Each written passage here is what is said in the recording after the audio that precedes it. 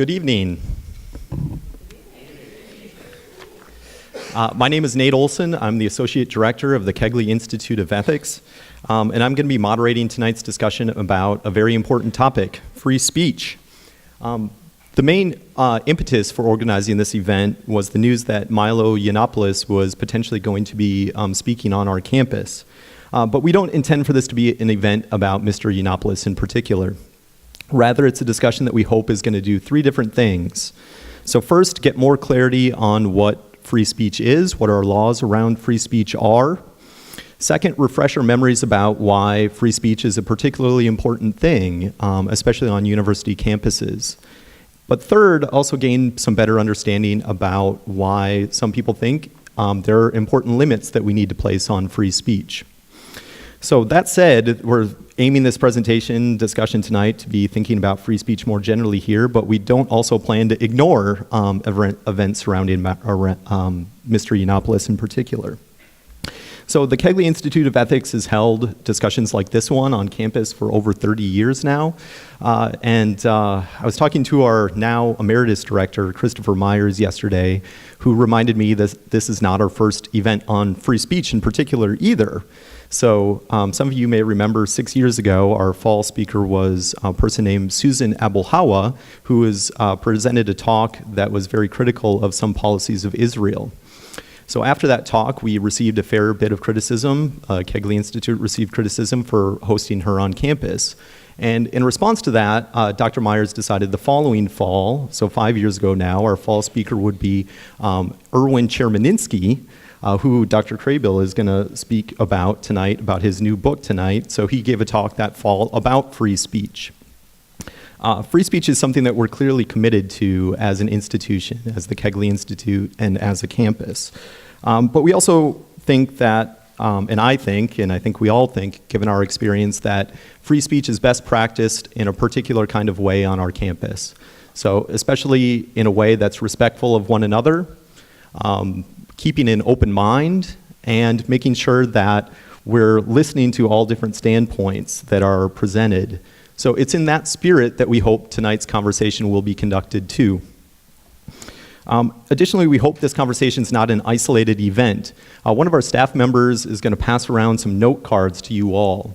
And later in the evening tonight, we're going to collect these note cards and look for some things that you would like to see, what you would like to see in the future. How can we carry this conversation forward? What kinds of things would you like to see on campus? Is that other kinds of speakers you want to see on campus, or policies you'd like to see changed on the campus or kept in place on campus, other discussions that you'd like to see around free speech. So we'll pass around a note card for you to write down something. We'll collect them and I'll read some of those a little bit later this evening. Before I introduce our panelists here, I want to mention one other thing coming up for the Kegley Institute of Ethics. So one thing that we do with the Kegley Institute is each spring we have the Wendy Wayne Ethics Awards. These are awards that recognize people for their dedication to helping others, people in our community. There's both an adult winner, which is ages people 25 and up, and a youth winner, ages 24 and below. We've never had a current CSUB student even nominated for this award in our 5 years of doing this, and I think that's something we would like to see changed this year. So if you know of someone that you would like to nominate for this award, you can go to our website at csub.edu/KIE, and you'll find the nominating form on there. The nominations are due by December 1st, and I should also mention that both of those awards, the adult award and the youth award, both come with a $5,000 award attached to them. The $5,000 for the adult nominees goes to a charity of their choice. Last year's award winner was Dr. Thomas Larwood, a local physician, and the youth award winner also gets $5,000 to apply to a college scholarship. Last year's award winner is now a first-year student at CSUB, Jocelyn Aguilar, who's taking pictures for us over here on the side. So if you have questions about it, she's standing right here.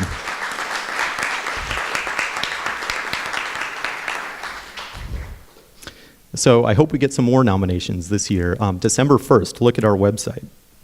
Before starting, I'd also like to thank our campus sponsors of this event, co-sponsors of this event, the Walter Stern Library, the Department of Political Science, and the Provost's Office. as well as the corporate sponsors of the Kegley Institute.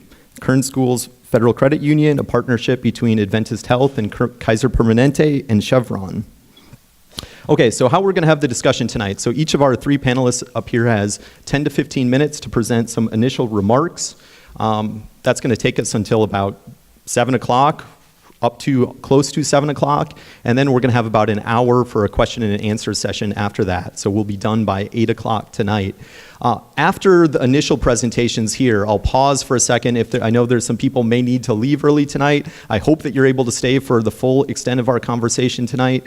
But if you do need to leave early tonight, that is the point for you to go. Please stay seated while each panelist is presenting tonight, so we can have a conversation. Each one is able to be heard what they need to say here. So if you need to leave sooner than that, you can take a spot in the back of the room and leave when you need to do so. Okay, so our three panelists tonight. So they're all faculty members here at CSUB. First presenting is going to be Dr. Janine Craybill, who's Assistant Professor of Political Science and the Pre-Law Advisor here on campus. Dr. Craybill studies religion and politics, political rhetoric, and government institutions with particular attention to the presidency and courts. She's also interested in female religious leadership and political influence within the American Catholic Church and legal cases surrounding religious liberty. Next, presenting tonight is going to be Dr. Ivy Cargile. She's also assistant professor in political science. Dr. Cargile's research focuses on both elite and voter behavior. She's interested in analyzing how Latina and Latino voters are influenced across various domains, as well as how Latina political actors and other female politicians of color influence policy outcomes and how they represent their constituents. And then finally tonight, Dr. Michael Burrows will be presenting. Dr. Burrows is the director of the Kegley Institute of Ethics and assistant professor in philosophy. He's also vice president of the Philosophy Learning and Teaching Organization. His research interests include ethics and ethics education, public philosophy, philosophy of education, and social and feminist epistemology. So please welcome our panelists tonight.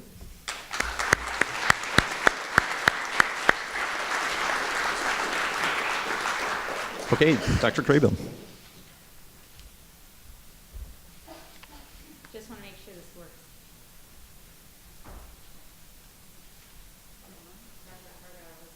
This vigilant slide. There we go.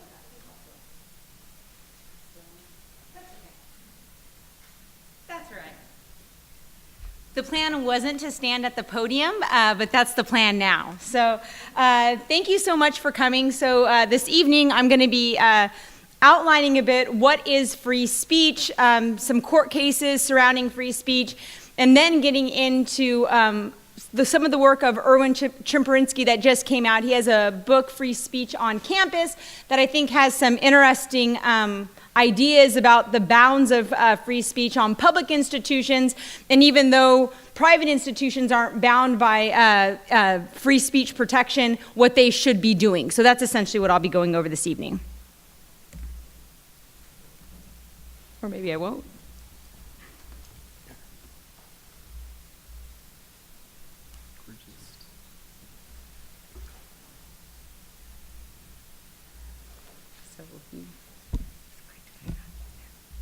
Okay, excellent. Okay, there you go. It wouldn't be a presentation without some kind of a technical difficulty, right? So there we go. So that means we're in the direction of good progress. Okay, so just to briefly recap, what is free speech? Well, we know that the First Amendment has our 5 basic freedoms, and one of those is freedom of speech.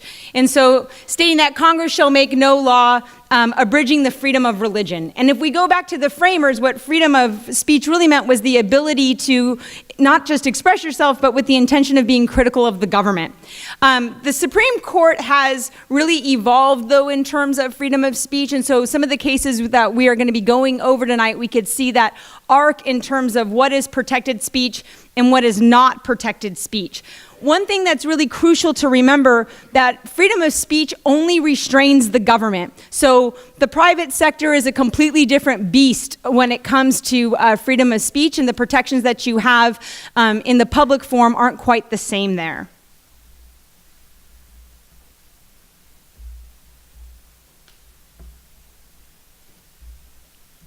There we go. So let's talk about when the government can restrict your speech.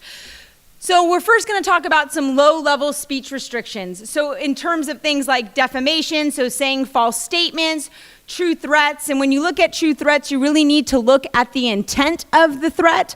So in 2015, for example, the Supreme Court heard a case of Eloise, and what it looked at was a gentleman who said he was an aspiring rap artist, and the post that he was stating about the local police department, local schools, and his wife that he was in the process of divorcing weren't intentional, even though they were pretty violent. And even though he was convicted, and he was convicted to serve 44 months in prison, when it worked its way up to the Supreme Court said that you actually have to evaluate true threats with a subjective nature. You have to be able to put behind that threat that that person was indeed going to intend to do that threat. And since that couldn't happen, the conviction was overturned. And so that's kind of key to remember there. In terms of fighting words, it's that idea that the very utterance of your language would incite some form of violence. And I know that Dr. Cargile is going to be going over that more, so that's all I'll say about that. Child pornography is pretty self-explanatory, commercial advertising, but outside of those narrow categories, it becomes difficult for the government to restrain your speech. We have to remember that freedom of speech does receive something called strict scrutiny, which means that if the government is wanting to restrain your speech, that it has to have not only a compelling reason to do so, but it has to be narrowly tailored. So in terms of hate speech, that's protected speech. And again, some of my colleagues will be going over and unpacking that more. Blasphemy would be protected, things like violent video games. And the government too, even though I said freedom of speech is, it really is the restraint against the government, there are some cases where if you're a government employee, for example, you don't have full purview of freedom of speech. So if you're working with classified information, for example, or even think about this, and again, like I said, the private sector is different. So we had this last week, an employee that worked for a private contractor gave the president's motorcade the bird, the middle finger, right? And as soon as she posted it on Facebook, she was called in by her employer, which was a private contractor for the government, and they fired her. They terminated her employment. And the reason why is they said that was against our company's social media policy. And so again, we have to understand, students, that there's this difference between when you have freedom of speech and when you don't. And in terms of freedom of speech, remember, it only restrains the government. And then, of course, things that are content neutral, they would receive something we call rational basis. It just makes common sense that the government would be able to restrain these things. So if you're having a party and your neighbors complain and it's past 11 or 10 o'clock, local city municipalities, police officers, they would have the ability to come down and tell you to turn your music off or what have you. So what rights does freedom of speech include? And these are a lot of cases, so I'm only going to talk about one or two of them, and then we could always revert back to these slides. One I think that's really important to talk about is West Virginia Board of Education versus Barnett, particularly because this case is coming back up. You hear it a lot in various types of news articles, blog posts with the Take a Knee movement, and then also with a case that's going to be before the Supreme Court December 5th for oral arguments, the Masterpiece Cake Shop versus the Colorado Civil Rights Commission. And essentially, with this court case, you had students who were in public school. They were affiliated themselves with the Jehovah's Witness faith. If you are Jehovah's Witness, you don't salute the flag, and they were expelled for not saluting the flag.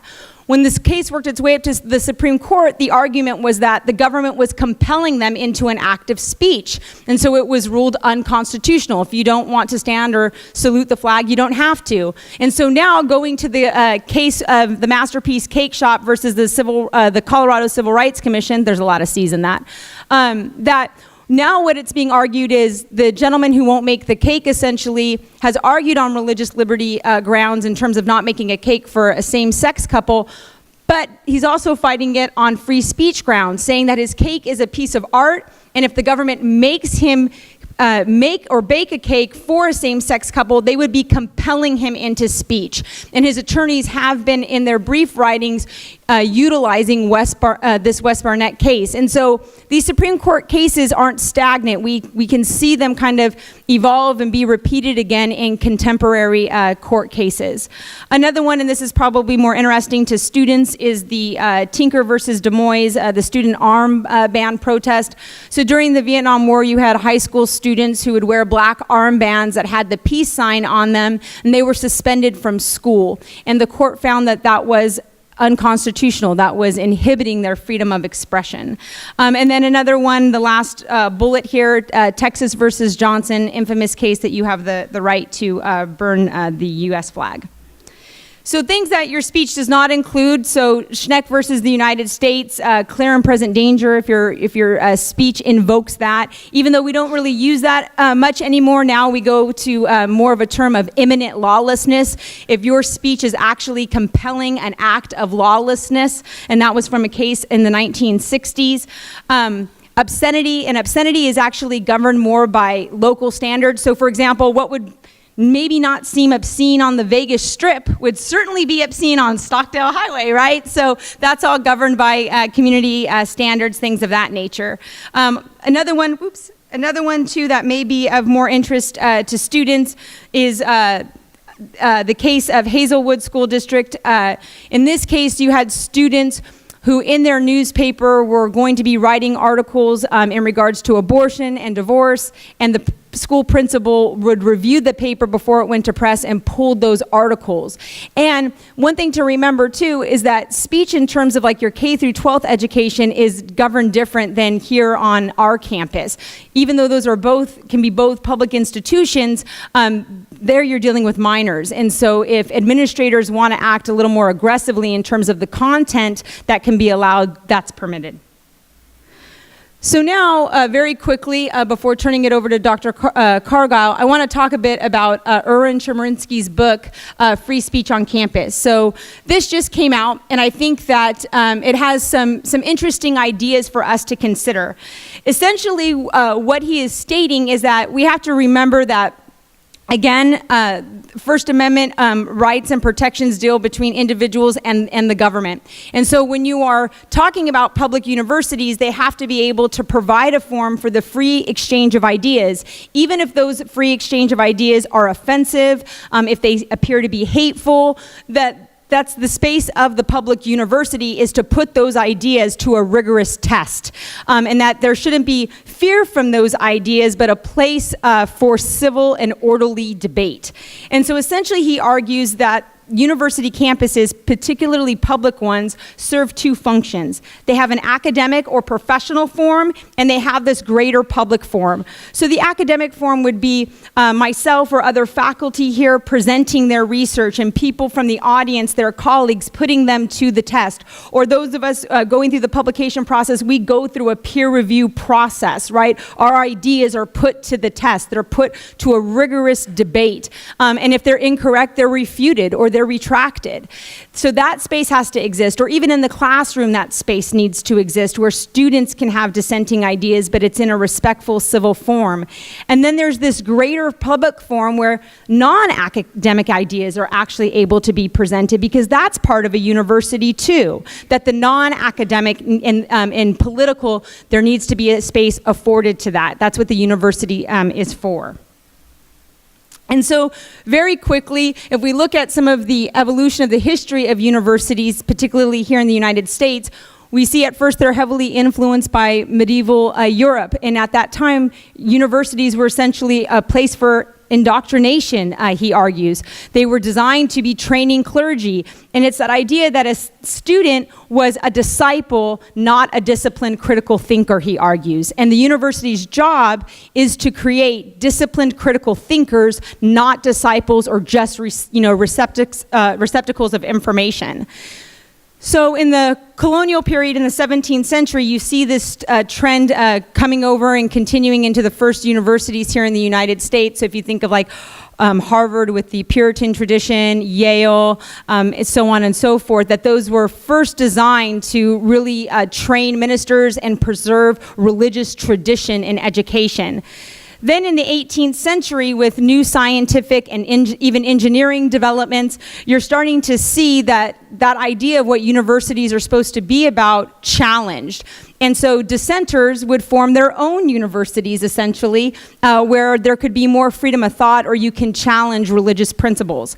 And so an example that they provide is something like Brown University, which was the first university or a campus to accept students regardless of their religious affiliation, and how this really stems with the culture of Roger Williams, who founded the Rhode Island colony after he was essentially kicked out of Massachusetts by the Puritans.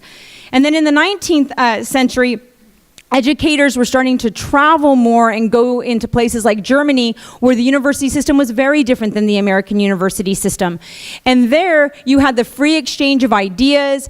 Universities were more secular in nature, and they were put to the test even if they were offensive ideas. So you have educators coming back to the United States and trying to operate more on that model. Also during this time, though, there is resistance. And so you have like the principles of geology that, challenged how old the earth was, and also challenged the idea of creationism, and that was being banned from certain universities for parts of their required text. Or Darwin and his theories about evolution, really also challenging creationism and other religious taboos, so to speak.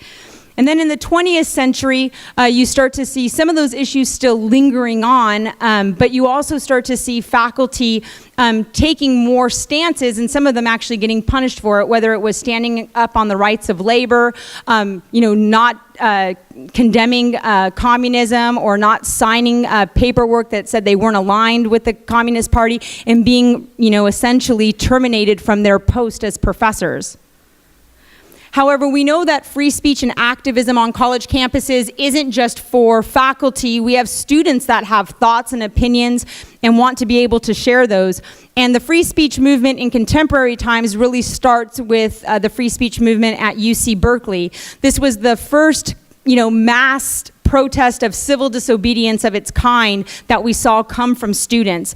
And what it was rooted in was that idea that universities aren't, specifically public ones, are not just for professional inquiry. They're not just for academic inquiry. They're also for the non-academic expressions and thoughts of students and speakers that they want to come to campus. And so what led to the free speech movement from 1964 to 1965 is you had students try to protest against that idea, and they were pushed off of the UC campus because of the UC campus's statutes, their policies. So they went to the periphery of the campus, and then Berkeley started to absorb more property on the periphery of the campus, so then they couldn't have their free speech protests there. And then this led into a series of sit-ins. You had politicians like Ronald Reagan rally about this in his gubernatorial campaign and make issue of it. But really, this is where the quote-unquote free speech movement of modern times was born, was at the UC campus. And that's what's made the issues with Milo Yiannopoulos so interesting, in his scheduling to be able to speak there, and then students rallying against him not speaking there. And someone like Chemerinsky would say he should be able to speak there if that's within the, following the commercial policies or what have you, because we shouldn't be afraid to put those ideas to the test. Yes, Milo's not held to the standards myself or some of my colleagues are here when it comes to our level of peer review and also the level of professionalism that's exact on us. But that doesn't mean that we should push it away. If anything, it means that if we're truth seekers and we're seekers of knowledge, we open up the debate, and through our training, we go in and we counter the debate. And so I'm not going to say too much more here because I've eaten up too much time, but if we get to this, I will, because I know that we'll be talking about the current issues with freedom of speech. So I'm going to go ahead and turn it over to Dr. Cargyle now. Thank you.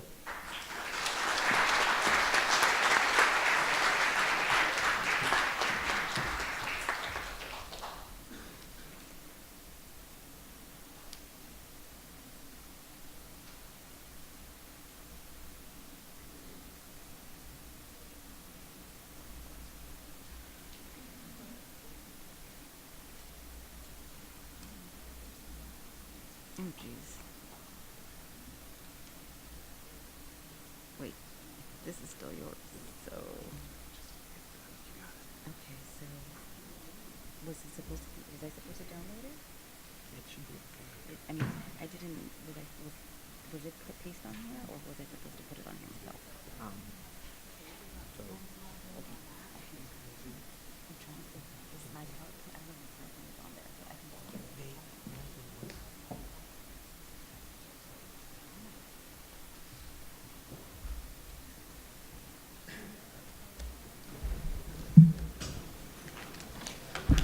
Sorry, we had a little mix-up on the PowerPoint here. It'll be just a minute before Dr. Cargile gets started here.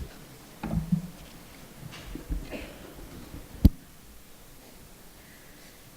dear.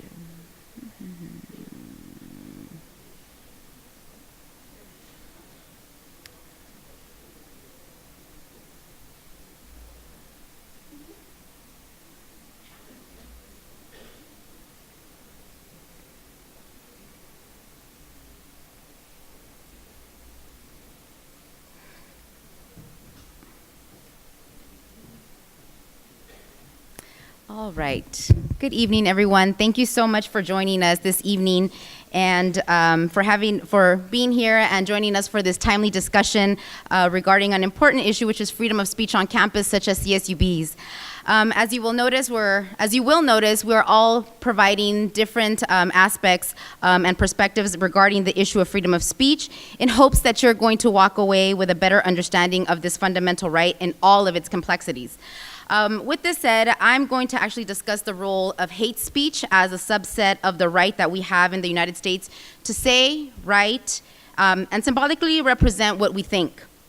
The reason that I am taking this perspective of speech is due to recent events that have been happening across several college campuses.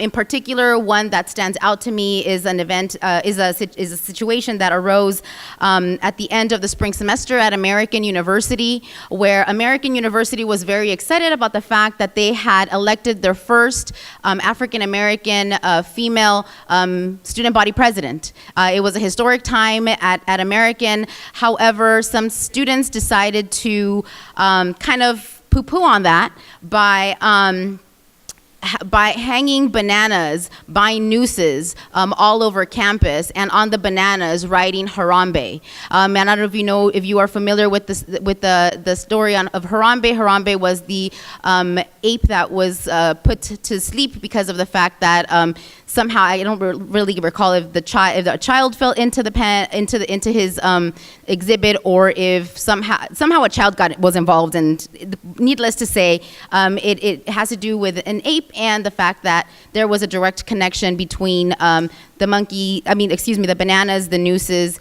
and the message of Harambe in regards to the first African-American female student body president that the university was going to have. And this is just one of many incidences, right? So clearly this isn't speech, but this is more symbolic and falls along those lines. So a lot of what my discussion is going to be centered around is questions, right? In terms of what does hate speech mean? Where is the line between hate speech and violence? We know we'll talk a little bit more about fighting words. But one question that I really want us to think about throughout tonight's conversation is, what space should hate speech be provided on college campuses that are tasked with a couple of different responsibilities, some of those being the safety and security of their college students, particularly students who come from vulnerable communities. Because the one thing that we have learned is that when it comes to hate speech, it's certain communities that are targeted. Hate speech isn't always targeted at everyone. And so there is a power dynamic there that is involved that that is important to consider, given that whether we are a public or a private institution, we still are an institution that needs to take care of, to some degree, needs to take care of the students that are on campus. So before I go into any more of that, I'd like us to take a look at some public opinion data regarding who Americans think, what certain speakers should be invited should be invited to campus. So this information is coming, this survey information is coming from a Cato Institute YouGov survey. And they surveyed college-educated respondents, and they were asked about who the university should not be invited to come and speak on campus. The top three groups of individuals are 81% of respondents said that they're not comfortable with inviting those people on campus who advocate violent protests. That makes sense, right? If you're going to be advocating violence, if you're going to be advocating riots, you can understand why college-educated Americans would not be in favor of that. 65% of respondents said they are not interested in hosting speakers on campus who publicly reveal the names of those who are undocumented and attending the college campus. Clearly, you can see there that there is a vulnerable element to the community that is being targeted. 57% of respondents are opposed to hosting those who say the Holocaust did not happen, and then as you can see, that there's other categories as well. But in general, right, we can see that college-educated individuals are not too excited to invite speakers on campus whose views and speech is either offensive, dangerous, or in some way controversial, which, of course, that is why these types of forums are important. However, I'm more interested in thinking about dangerous speech, such as threatening students who are undocumented or are in any other kind of vulnerable position. Personally, as a person of color, offensive or controversial language is infuriating. However, if it doesn't bring bodily harm, I'm okay with it. Going back to what Dr. Crable said earlier, there is a lot to be said about that idea of having free speech be and serve as the marketplace of ideas, right? So that we can't have vigorous conversation and vigorous debate about what it is where we set our standards as a society. Now let's take a look at another very interesting poll regarding whether or not people think that hate speech is a protected right under the First Amendment. So we can see here that, I apologize. So we can see here that in terms of, it's broken down according to political affiliation, the type of college, private or public, as well as gender. And two things stand out to me. First, on gender, and second, in regards to political affiliation, how Republicans think about freedom of speech. In terms of gender, we can see that 51% of males think that hate speech is in fact protected by freedom of speech. However, only 31% of women think that that is the case.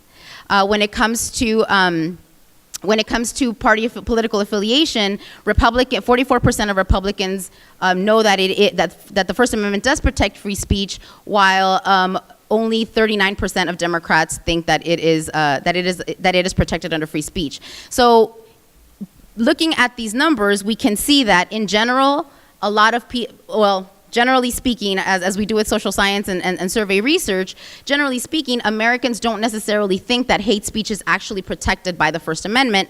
However, as you all know now, if you weren't aware of it before, it in fact is. So we want to think about what these numbers mean, and then in light of everything that we'll be talking about. So in regards to hate speech, well, what exactly is hate speech? Well, as you can see right there, hate speech boils down to offensive, threatening, or insulting speech that is targeted at groups that targeted towards groups based on race, color, religion, national origin, sexual orientation, disability, or other traits. The Supreme Court, in a series of cases, has upheld that hate speech is in fact being protected. Is protected, and it is a part of the First Amendment. However, fighting words, which are considered words that are lewd, obscene, profane, slanderous, and insulting, are in fact not protected. That is the exception that the Supreme Court has set in terms of what is not protected by the First Amendment. The idea of fighting words is an idea that the court came up with in 1942 in Shaplinsky versus New Hampshire, where they actually say that the exception to freedom of speech is this idea of fighting words. So for the court to ban speech, it has to actually constitute genuine harassment, what may be considered genuine harassment. It has to be a true threat. It has to be disorderly conduct. Harassment has to be so severe and pervasive and objectively offensive that it deprives the victims of access to educational opportunities or benefits that others would have access to. The bar is set really high by the court in a 1999 case that is known as Davis versus Monroe. What are other cases that have led us to a better understanding of hate speech? We have Watts versus US and RAV versus Minnesota. In Watts in 1969, in the Watts case, it involved an African-American young man who decided to, in the context of talking about police brutality, ended up threatening the president. People felt like there was an actual state law that said that you couldn't do that. People felt that that was beyond defensive. It could lead to fighting words. Therefore, it was taken to the Supreme Court, and the court said no. The court said that his speech was in fact protected because it was a statement. They saw it as a statement of political hyperbole, and it wasn't an actual true threat to the president of the United States, despite the context in which the words were uttered.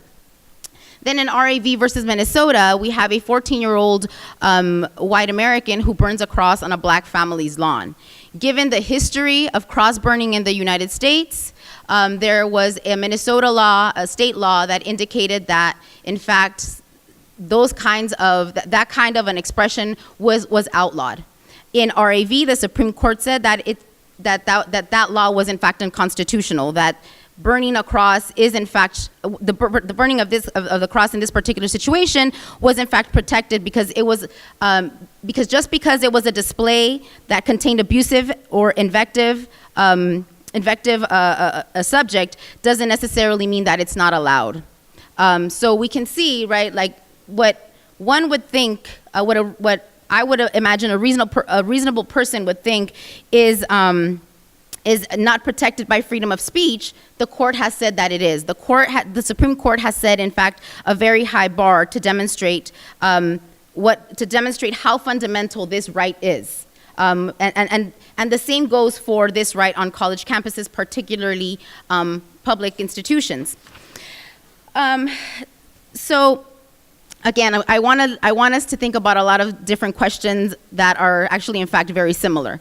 So again, I ask, what, if any, responsibility do colleges and universities have when considering when considering freedom of speech and inviting speakers that we know are in fact very controversial, people who have been known to call out certain vulnerable communities and certain vulnerable individuals, given that within the confines of the institution, while students may feel vulnerable and they may feel insecure, the institution is there to protect them. However, what about when they step outside into the community? Right? For those students that live on campus, perhaps on campus they're perfectly safe despite who is on campus, despite who has spoken on campus. But what about when those students have to go to the grocery store, when they have to go to the bank, when they have to go pump gas? If community members were at any given controversial speech, will they somehow end up interacting with that student, and what will that interaction cause? Those are just some of the questions that I'd like for us to think about. I think these are important questions, not only because it is a right that has a high level of protection, but because part of the college experience is in fact to be challenged. It is in fact to feel uncomfortable about what we've been taught and about what we believe. Going back to what Dr. Crable said earlier about this idea of speech in the academic forum, we know that in college students are supposed to be exposed to differing points of view. They should be provided assistance in the preparation to go out and face the world and the various perspectives that exist on any given topic. A lot of the arguments about about trigger warnings, arguments about safe spaces, or arguments against safe spaces, has been this idea that, in fact, is it that students are being coddled too much and they're not being prepared, particularly college students, they're not being prepared to go out into the real world where they are gonna have no choice but to encounter lots of very differing opinions, opinions that may be offensive, opinions that actually may have some sort of emotional influence on them. And again, as I've said earlier, the Supreme Court has said that all of this is perfectly constitutional. I say offended and made to feel uncomfortable and challenged in what people have thought up to this point. So we want to think about that, right? We want to think about this idea of free speech being or free speech on campus being the opportunity to actually have a marketplace of ideas. So clearly, we want to definitely not forget how important and fundamental this right is. So the other thing that I really want us to think about too, as I said earlier, is the idea of a power differential. Hate speech, as I said earlier, is usually targeted at communities of color as opposed to those people who are in power. So what happens when the physical safety of students and of individuals comes to, is in fact involved? So a point to consider is a common axiom that states that words do have consequences. Therefore, what about the idea that words assault, injure, and can cause exclusion or the feelings of exclusion from the larger community? Racist speech on campus can cause students from targeted communities to be left feeling unsafe. They could be left feeling as if they are targets.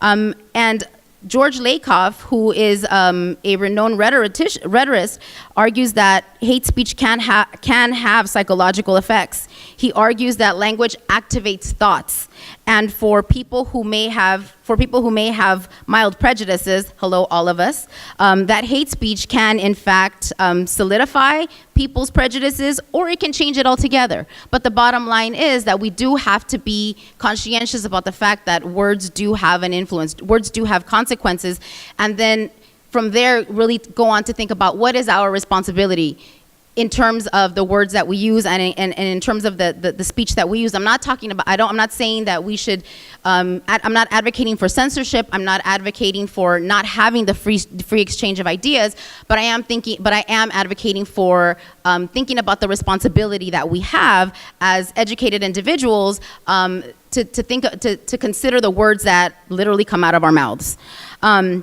And again, this is why Delgado and Stefancic, who are philosophers and do a lot of talking about critical race theory, they argue that there is this empathic fallacy, that good anti-racist speech is the best remedy for bad anti-racist speech. But their critique is, what about those times when good anti-racist speech doesn't in fact do that? What happens when it doesn't end up being a remedy for bad racist speech, as in this particular situation right here, when speech is fatal? We have two college students here, Sean Urbanski from the University of Maryland and Richard Collins from the University from Bowie State University.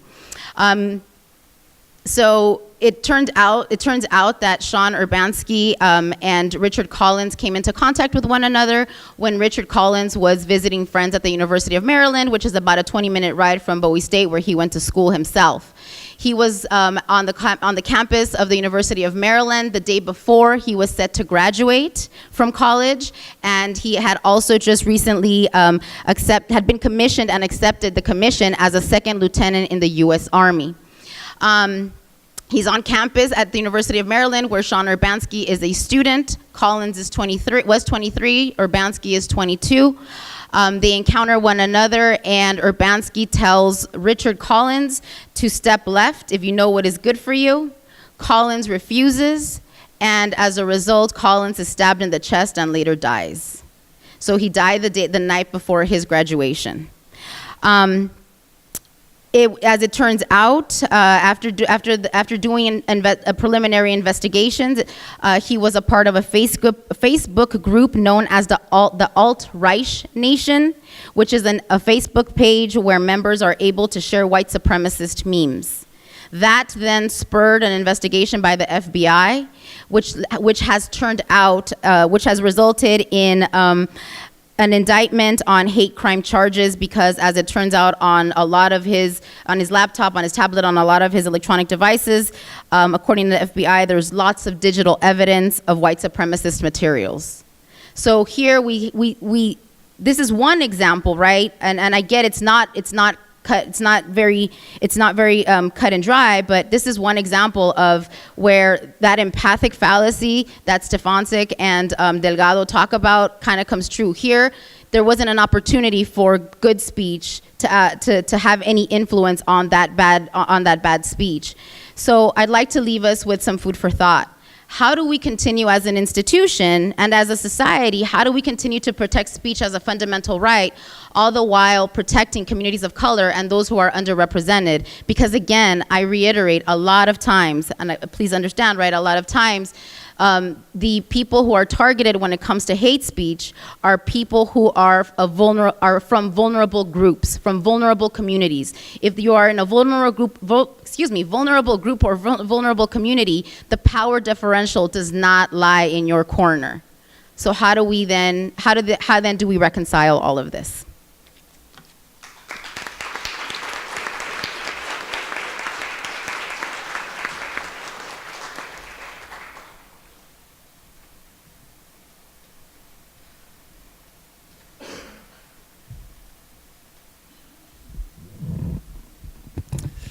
Hello, everybody. Thanks for coming tonight. It's great to see you all. And thanks very much to Dr. Craybill and Dr. Cargile as well for their really helpful and insightful comments. I think my comments tonight I entitled, What Kind of Community Do We Want to Be on Dialogue and Disagreement? And I'll approach the topic of free speech on campus from a slightly different angle, but I think one that's related to my colleagues. So, among other things, I'm a philosopher and a writer and an ethicist. And in these parts of my identity, words, whether written or spoken, are vitally important to me. So I value the aesthetic quality of words, but also the ideas and actions they can inspire, and the radically new possibilities and questions they can open up. So through words or through speech, we disclose who we are to others in unprecedented ways. The philosopher and political scientist Hannah Arendt is a personal hero of mine, likened speech to a birth. Every speech act is, in some sense, wholly new. No one ever has or ever will speak these words in the same way, in the same context as I'm speaking them now. And the same thing goes for any questions that you raised tonight too. Those will also be wholly new. And it's distinctive of human beings that one of the primary ways we disclose ourselves to others is through speech. Seen in this light, our words and speech matter. They are perhaps the primary way that we show ourselves to others and take part in a political community. So let me give you an example of some words that mean something to me. I carry a quotation in my pocket. It's actually right here in this clip, which, as I reflected on these comments, seemed relevant for our dialogue tonight. And the quotation goes like this: "The self is not something ready-made, but something in continuous formation through choice of action." So John Dewey, a philosopher of education, wrote this.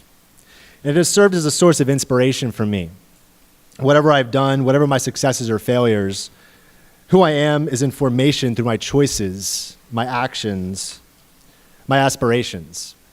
And Aristotle made a similar point several thousand years ago, noting that we become virtuous or vicious not simply by what we think, but by what we choose to do and by what we choose to say, the actions we perform with others in the public realm. And as I thought about this sense of formation and possibility, my reflections turned to tonight and why we decided to organize and host this event in the first place. So that we are holding this panel in dialogue, for me, is in itself a significant act for at least two reasons. And I started thinking about those reasons even more than I already was when I gave a talk at a conference this past weekend, and I mentioned this panel during the talk. And an audience member said, why bother?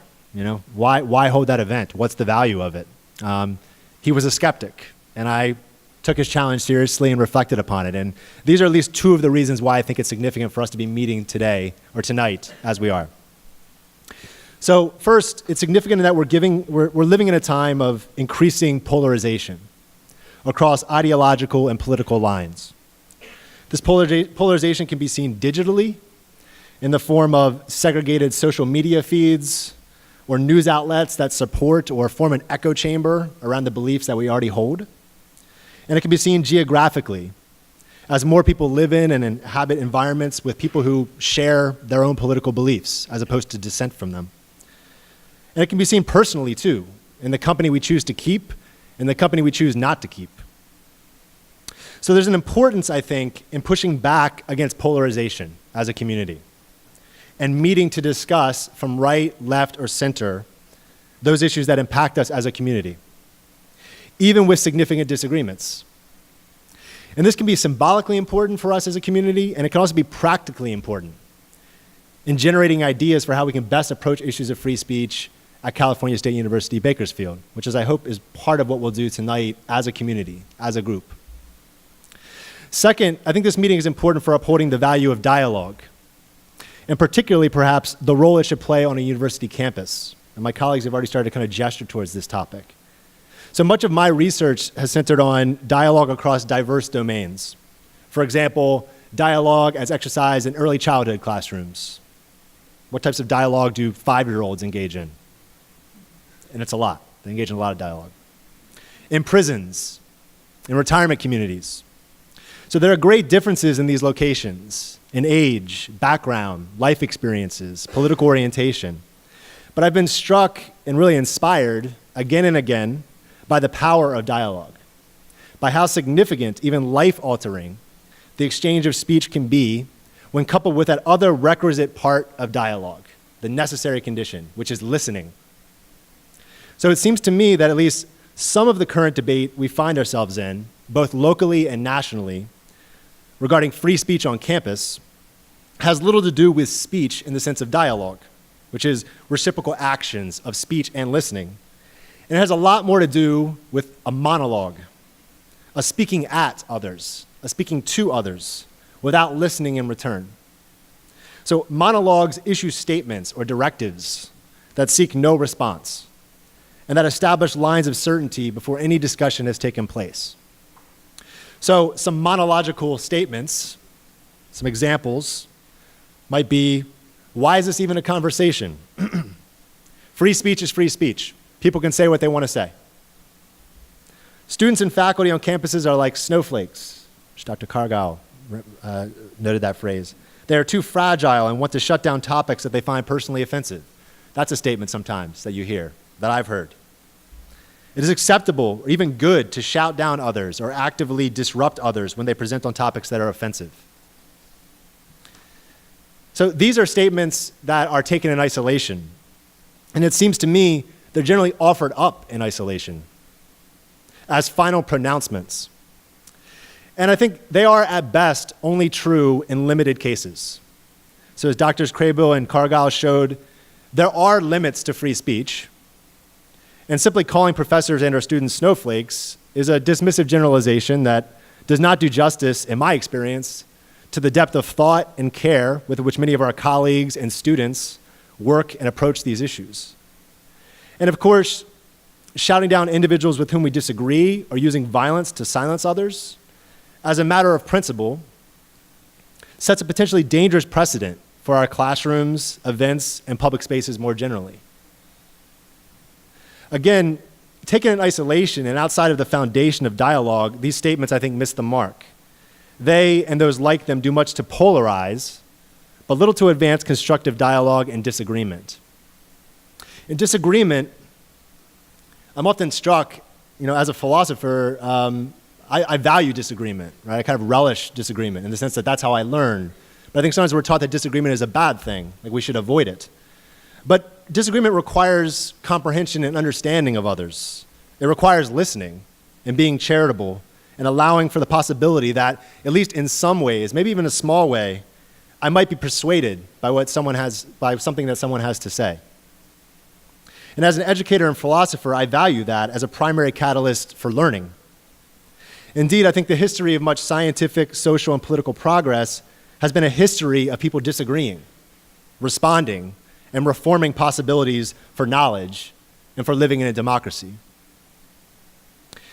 So the final point I want to make here is that there is, of course, a right to free speech. And there are also, depending on what campus you are on or where you work or whatever your context is, there are limits to free speech, as my colleagues have talked about, whether by law or various campus codes. But what gets lost in the focus on these two poles of the debate, so the right to free speech and its limits, brings me back to the quotation that I mentioned at the start of my comments. So not just individuals, but communities too are in constant formation. They're not static things, they're constantly changing. Based on their actions, decisions, who is heard and who is not heard. So I suggest that one of the topics for our conversation tonight, for our university and our campus, and really for our democracy, is what kind of community do we want to be, right? That's a question we can consider together. This is a different question, related but different, than the legal and procedural limits of or extensions of free speech. It's a value-laden question. Our speaker selections, the events we hold, the courses we offer or do not offer, they all say something about who we are as a community. And in choosing speakers, we already make value judgments that are not simply based on the bare right of free speech. For example, there are financial values placed on who and who not to bring to campus. There are educational values at play too that seem wholly legitimate to me. For example, I teach professional ethics right now at Cal State University Bakersfield. And when I'm bringing in a guest speaker to that class, I value someone who's informed and can contribute to the topic at hand, can enrich the educational experience of my students. It is not just free speech exists and thus any speech goes in this educational context. It's thinking actually about the value of the speech that we promote alongside the right to speak as well. So that's part of what I want to leave us with tonight. It's kind of what type of speech should we value as a community? Should we think about as a community in terms of promoting? And what impact does that have on the type of community that we are and the community we want to be at this university? And I'll leave it at that. Thanks very much for your attention.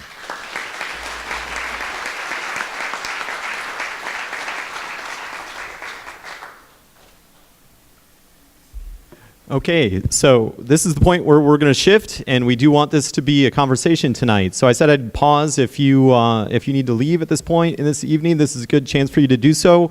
We're going to do questions.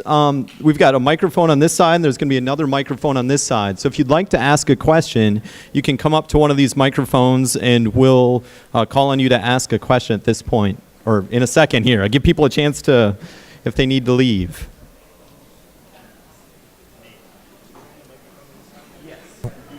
Testing 1, 2, test.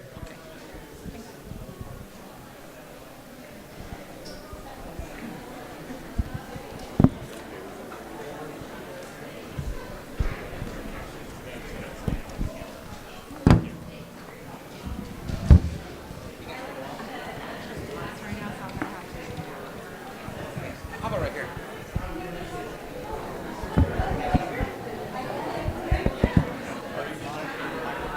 Do you have a question? Okay, one other thing, we're also going to be passing out the note cards at this point. So on a note card, you're going to receive a note card.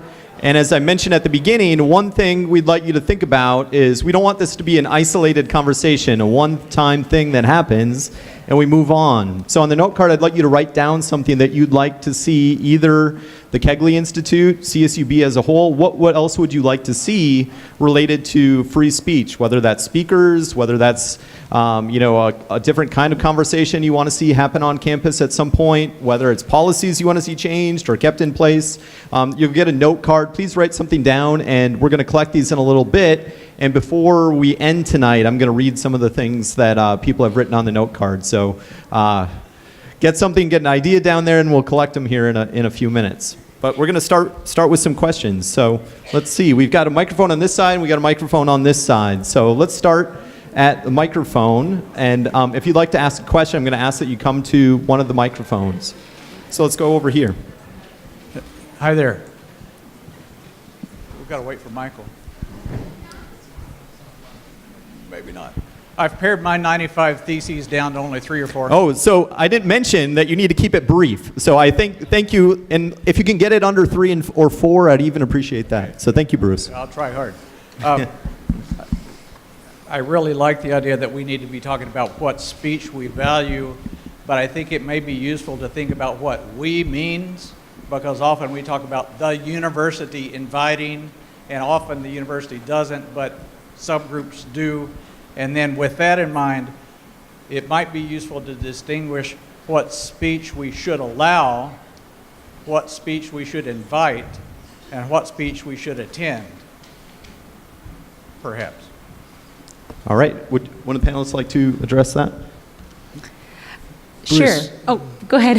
I just actually, as a clarification question, the 3 final statements you made, I didn't catch the third one. You said what speech we should value, what speech we should allow, what? Attend. Okay. I'll comment on the we part. Thank you so much. I think that you raise a good point in that when we talk about we, it's very pluralistic. There's a lot of different interest in that. So for example, even in regards to the Milo Yiannopoulos invite, that wasn't the university extending that invite, that was a student group extending that invite. And that becomes problematic because even then too, the university can't necessarily, especially a public university, can't come back to that student group and say, we don't like the content of what your speaker is going to be speaking about.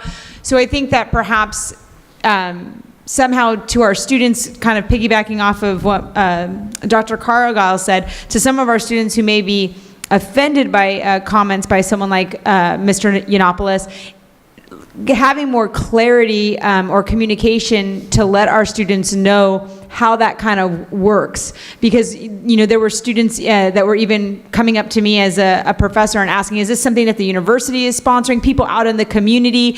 And so, I'm not the expert on how it is we get that communication clear and across to people, but I do think that that's something that would be helpful to clarify and even maybe make those events go down in a more civil way in terms of making sure that folks know what it is that the university has invited and who they have not, and what are student groups, and that student groups have the right to do that. I would just, in regards to the question, the 3 questions at the very end in terms of valuing speech that we should value, allow, and speech that we should attend, I would say that for something like that, I go back to the idea of just us being responsible, right? Understanding the different confines within which the university functions. Obviously, this is a public institution, so the bar is really high in regards to freedom of speech.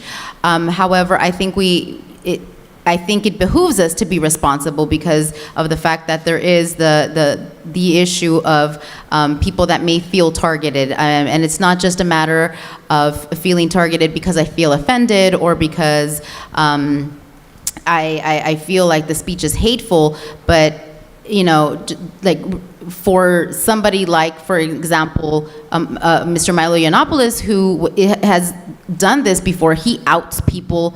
He outs students who are of an undocumented status. He outs students that he knows are transgender that are in the audience. And so obviously that's, in my opinion, not responsible, right? Because we don't know what's going to happen to those students when they leave that particular conversation, when they walk out into the community because of who might be in the audience that particular evening. So I say all that to say that we just need to be responsible in our speech and responsible in what we want to listen to and what we consider to be of value.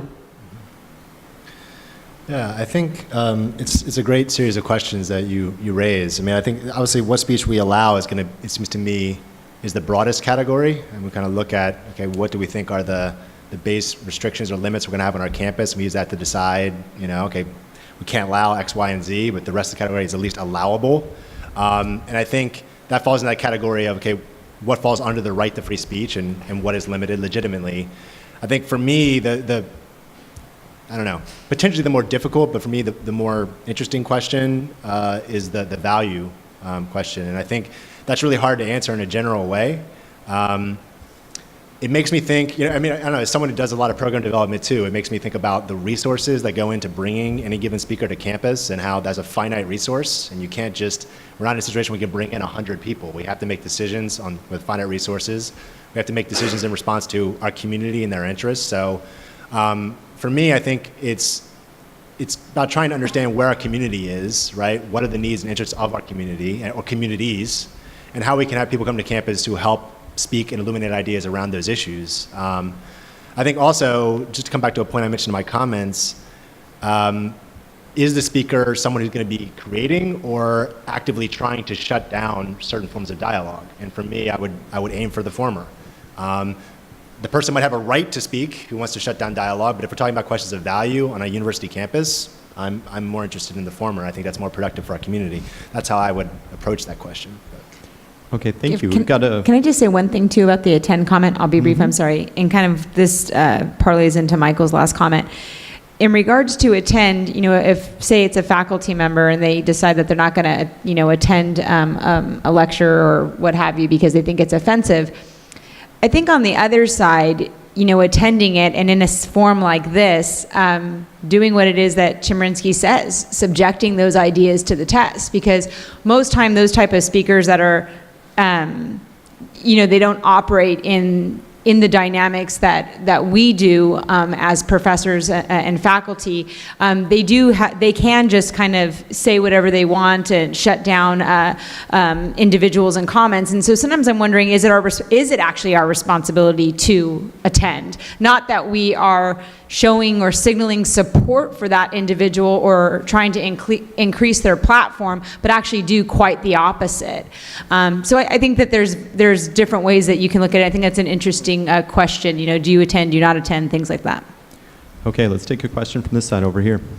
Thank you for your thoughtful and organized presentations. My question for you guys as personal educators at the university, so what is the golden mean of freedom of speech? What is excessive at most, and is it bad to have limited speech? Because if you're thinking about it in terms of limited speech, the point of speech is to help society progress. And if we have limited speech, it's not going to help society progress. But if we have excessive speech, such as malicious speech, it can help us understand what is the problem. So as personal educators, is there a golden mean of what is acceptable in society and what we should and should not advocate for? It's a great You were the one question. that brought up Aristotle before, so you have to address the golden mean Yeah, question that's here. true. That's true. So I guess, given that you're specifically, and thank you for the question, referencing kind of our role as educators, I guess I think about that in my classroom, I just think about it in that context, which I definitely, one of the first things I say, generally every class I teach the first day, is I talk about the classroom as a community of inquiry. And what I mean by that is a classroom environment in which everybody has a role to play in contributing to the formation of knowledge, right? So I have expertise that I bring to the classroom. My students have expertise that they bring to the classroom and life experiences that I don't have. In an ideal classroom, all those come together to form a rich dialogue and the production of of knowledge around the subject material we're considering, right? Now, for that to happen, it requires a lot of different types of speech to go on. It requires people to have a freedom to say what's on their mind and engage with the material as they see fit. But in the classroom context, that also can't happen if people are, for example, shouting over each other or using slurs to refer to each other. Those are things that shut down the community in the classroom. So as an educator, for me in my classrooms, those things would not be allowed, right? Those would be limits of speech in my classroom context. The reason because I don't see them in that context as having educational value, and I see them as actually running against the community of inquiry that I'm trying to create in the classroom. So as an educator, on a practical basis and a philosophical basis, that's how I approach that question with my work with students. Let's go back over on this side here. I can see some value in right-wing speech in that it offers an alternative to political correctness, which is often, unfortunately, an excuse for hardly thinking at all. But I am disturbed by what I see as an inequity or unfairness here, is that whereas right-wing speakers have a semi-respectability that can be invited to campus to speak, left-wing radicals are considered enemies of the state, criminals, worthy of death, and would never be invited to speak at a public university. So I don't know if that's one of you want to address, but so the point is, in fact, that there's more discrimination of people who are invited to campus of radical left-wing people than on the right wing, is what you want to say. I think the trend has been over the decades that the political center has moved gradually and consistently to the right. So we're at a stage in our country where the right-wing radicals have semi-respectability and the left-wing radicals are criminals, enemies of the state, and worthy of death. So I think there's been I think this is an inequity that people should be aware of. Would one of you, so we've talked about thinking about who you want to invite to campus, what you want to attend, and I don't know if you want to link that to what the kinds of things or who we should be thinking about and what we should be thinking about when we're all involved with organizations on campus that think about what are the kind of people that come to campus. So what are the sorts of things that you all think that we should be looking for when we're thinking of who are the people that we should be bringing to campus? I don't know that I have quite an answer directly to that question, Dr. Olson. However, to speak to the comment, thank you for that comment. In the reading and the research that I was doing in the follow-up to this conversation, I did run across a lot of different research that finds that does talk about the power differential, not just in regards to the communities, in terms of the communities that are targeted for hate speech, but in regards to who does get to speak, which I think is something that Dr. Burrows brought up in his comments, that there's somewhat of a power struggle even now in regards to who is allowed to speak and who is not allowed to speak, and how speakers then are framed. Are they leftist radicals that are the anarchists trying to overthrow the government, as opposed to a speaker that is not, that might be from the other side of the aisle. So I say that to say that this is a conversation that is happening outside of what we're talking about, and I think it again goes back to a point I made earlier, again, about the role of power and us being responsible in thinking about who we invite to campus. Power is definitely a concept that we need to consider as well. Okay, the point again is that left-wing radicals are beneath contempt and would never have a voice in speaking in a public university. Okay, let's go. Actually, before we take the next question, you've got these note cards in your hand. Pass them this direction. We can start collecting these, and I'll look at these before the end, and we start talking about other things that people want to see. So if you've got a note card, pass it to this side. One of the student volunteers will collect it from you. Okay, so next question on this side.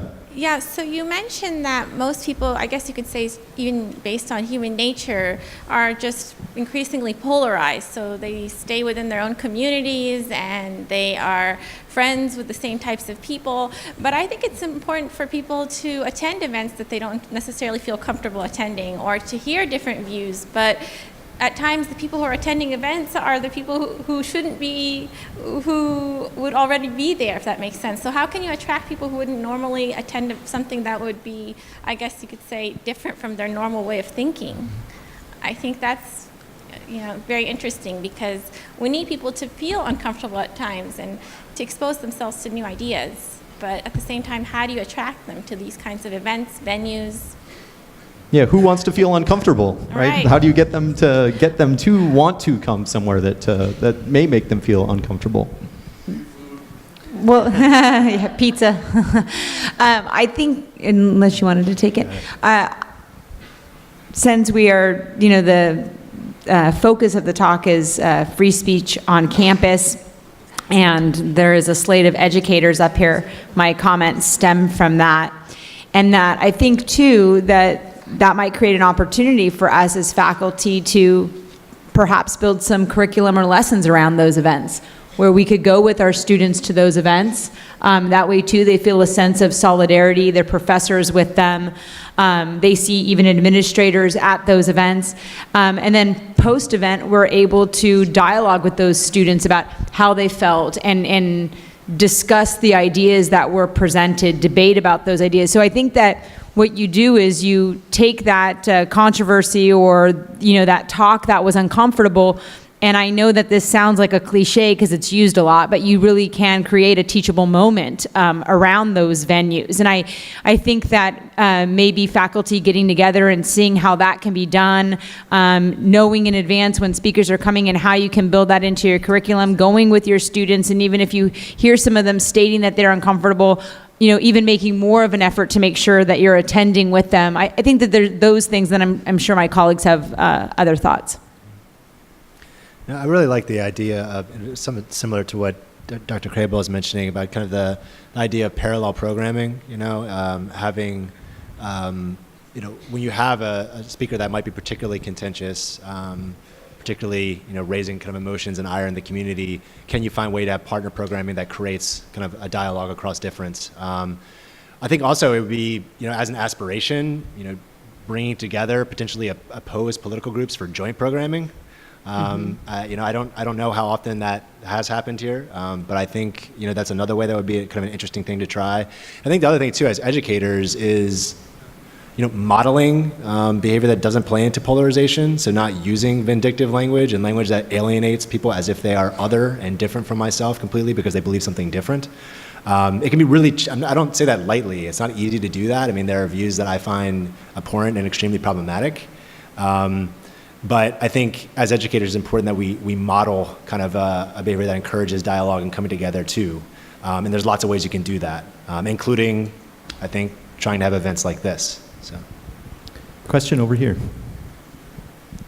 Hi, I was wondering about, so the freedom of speech, part of what, is this thing working? Yep, it is. Okay, Yeah. so part of freedom of speech also includes the right to free assembly and protest against things you don't like, but I've noted there have been frequently cases of violent riots in opposition to certain speakers, and there's also the problem where a massive amount of people could suppress someone else's freedom of speech to speak by protesting them, and I was just wondering, where do we draw the line to find a happy balance between the right of the masses to protest and also the right of the individual to speak? Mm-hmm.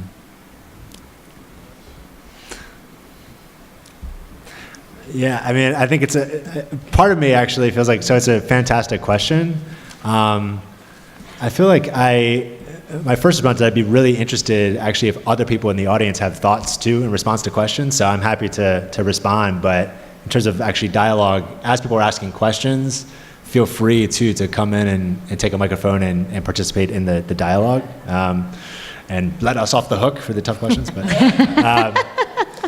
I mean, I think, so what comes to mind, from your question, which is a really excellent one, is the situation in Berkeley not too long ago. And my brother works in city politics in Berkeley and was telling me about the financial costs when not even having Milo speak there, just the threat of him coming to speak, right? It's, chaos and, over $1 million in spending costs for security just around this event. And I think when it becomes problematic, and maybe this is too simplistic, so feel free to respond if so, but is, when we're having protests that actively shouts down and shuts down opportunities for speech and dialogue on a campus. I think there's lots of ways to protest that don't do that, right? That can also be very effective.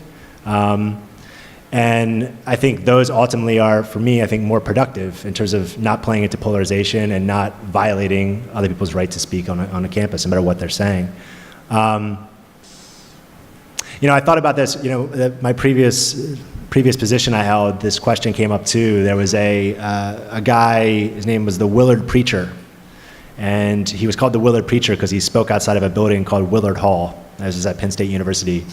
And he would he said very offensive things every day, 9 to 5. Like that was his job. He'd be there, this little concrete space.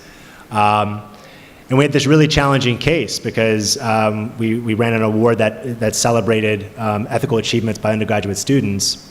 One of the students who was nominated had led a protest where they went and played loud music every day during the course of the week over his speech.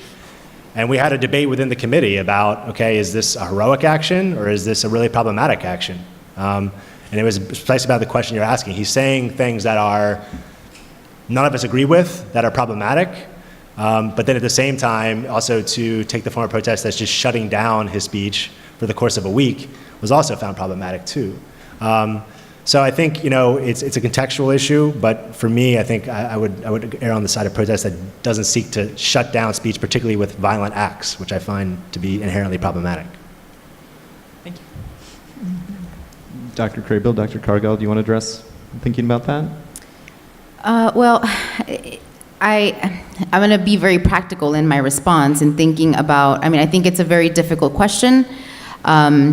And I think that our university administrators probably think a lot about that and become very frustrated. But I would definitely agree with Dr. Burrows that we don't want to shut down speech. We are a public institution, and there are parameters within which we have to also function as a public institution. But I would also say we also want to be practical about it, right? And in considering those finite resources that are there, and also to fostering a sense of community, right, where we all understand, which maybe at times can be hard given our size and given that we are very much a commuter-oriented campus, but really trying to figure out how to foster a sense of community so that we can have that conversation about, okay, this person is this controversial speaker is going to be on campus. How as the runner community are we going to approach that? Right? Are we going to shut them out in the way that you two are detailing, or are we going to try to somehow figure out how to get a dialogue going, right? Which again, I know is not easy. It's easier said than done, but I would imagine that is one way that I would envision that we might try to do that, as difficult as that might be, because yes, you're right, we should not shut down speech. But there is a responsibility that we have as a campus as well. Very good question. Thank you so much.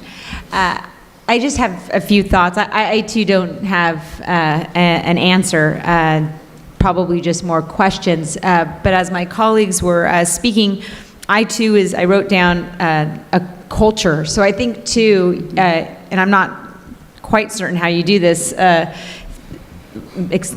events like this help, but essentially creating a culture among your community that, again, that you're able to engage in civilized discourse that is uncomfortable and disagreeable to you.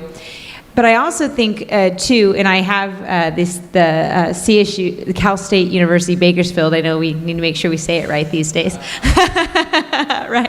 I have, our free speech policy in front of me, and I've been looking over it the last couple of days. And it does, at least on the face of it, look like it does have mechanisms in place in which it would be able to anticipate or prepare for those kinds of things. So I think, working with administrators in advance, and relying on their expertise since they deal with things like this. But then I also think to myself, like, particularly in terms of the violence that we've seen occur at Berkeley and the University of Virginia, you have a lot of outside agitator groups that come on, and I think that's not necessarily always the students, it's a lot of those outside groups. And so I think this lends itself to that question of, well, in a public university that is open to the public, do you allow outside groups? Or today, students were swiping their IDs and checking in. So I think it lends itself to a larger conversation of a lot of advanced planning. And even though things may not still go down perfect, I think some of this is trying to control for these variables. But excellent question. Okay, let's take a question from this side over here. So I know the talk was about mostly about like hate speech towards minorities, but regarding like political speech, there's 27 states in the United States that have passed a law. It's an anti-BDS law to stop like individuals or companies that support boycotting the state of Israel. They don't get like funds to rebuild their houses or just government aid.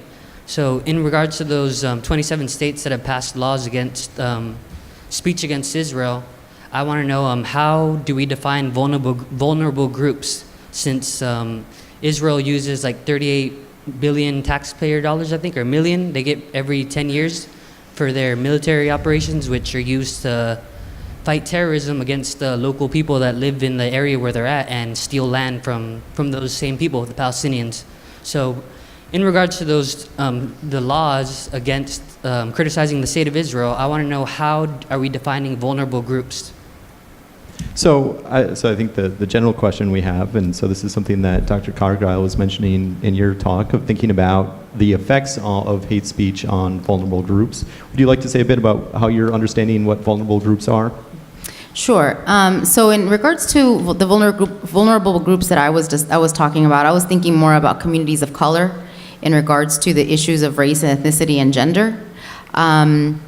I would have to say that I would have to get back to you in terms of how legally and how just how legally vulnerable groups in that respect, in terms of countries and such, because I know that there is a lot of controversy that surrounds the Israel-Palestine debate, and that is one of the, for a long time that was one of the major issues on college campuses in regards to freedom of speech and who was allowed, and whether speakers that were advocating on behalf of the Palestinians were allowed on campus. They would not be allowed on campus, because then you have, going back to a point that Dr. Burrows made, you do have board of trustees members and resources and money that comes into play, and there's all of these other political calculations that is made by campuses, excuse me. So in regards to your question, I think I'd have to defer to my colleagues to see if they would be able to better illuminate the definition of vulnerable in that respect. Do you agree, though, that they count as a vulnerable group since those laws have been passed against them as a university? Would you agree? So I'm not sure exactly which laws you're referring to They're just like anti-BDS laws. It's because there's a movement called Boycott, Divestment, Sanction movement against Israel, Right. where countries and companies can choose to divest their money until Israel complies with international. So there are things. So we're thinking about the sort of public restrictions on free speech that some of our panelists had addressed, of what counts as and what the government limits. So the government doesn't place limits on the sorts of things that you can say about Israel or Palestine. There are movements that try to talk about if people make certain kinds of statements, or you want organizations that try to influence organizations to get their position to be in a certain kind of way. But it's important to think about, as some of our panelists have thought about, of what exactly, it's very open in the United States of what legally the sorts of things people can say. If it doesn't rise to the level of harassment or attacks on particular individuals, that's something that's legally things people can say. When it comes to trying to influence organizations, people can try to do that, and they can try to influence organizations and sorts of things that people can take action to do those sorts of things. So that's important to, I think, separate some of those sort of different kind of categories. I don't know if there are other things our panelists want to say in response to that. I have one thought about, I think I can't speak to the full context of the question just because I'm not as knowledgeable as you are about the specific law you're talking about. So I'll just ask for your forgiveness on that. But I can think about take up the question of what it means to be like a vulnerable group. And I guess one distinction that comes to mind for me, there's a feminist philosopher, Miranda Fricker. She wrote a great book called Epistemic Injustice, which is basically about speech acts that do harm to people, and kind of how we understand that form of harm, which is actually a question I'm actually, as kind of like a side note, I'd be really interested if people in the audience have thoughts about what constitutes a harm through a speech act. I'm legitimately thinking about, I don't have an answer to that. I'm wondering, we talk about well, okay, if it causes bodily harm, it's problematic, but psychological harm, I'm not sure. And honestly, the psychological and the bodily don't seem they're not always that separate. It's not always that dichotomous. So it's a legitimate question for me. If people have thoughts on it, please help me out. But the vulnerable group aspect, here's the way I think about it based on Fricker's work. I mean, on the one hand, anybody can be vulnerable, right? We're all vulnerable, right? To be human is to be vulnerable, like in some basic way. You can be hurt. Anybody can be hurt by speech. But the distinction that Fricker draws for a vulnerable group are groups that are kind of subject to what she calls tracker prejudices, such that, so me as a, just speak for myself, I have not found throughout my life that I've been specifically harmed by racism in any systematic way. Some people have insulted me before, and my feelings have been hurt, and said things that I felt vulnerable about. But I'm not in a situation such that I'm tracked through multiple social strata and domains of public life by a distinct prejudice based on my race and identity. That type of tracker prejudice is one that makes people distinctly vulnerable, such that the impacts of speech acts, the impacts of other forms of harm, can compound that and make them more vulnerable to harm. So what groups we put in that vulnerable category, we'd have to discuss. I mean, there's obviously in the United States distinct histories of racism and sexism that I would think that target specific populations and would make them vulnerable in distinct ways. But we'd have to have a more thoroughgoing discussion about the context to really answer the question fully. But that's, at least, I hope that distinction at least helps some. At least that's how I think about it. Yeah. Let's take a question from over here. Thank you, panel and Kegley Institute for putting this on tonight. I think it's really important that we talk about these things. And it's funny because this gentleman just kind of stole my question. But I was interested, Dr. Craybill, in what you know about Professor Chemerinsky's position, as far as his new book about that issue of, students for justice in Palestine and the BDS sanction movement. And in relation to that, maybe you all could weigh in, what about the power differential that does come into play in regards to free speech when you have, an organization that's well-funded, in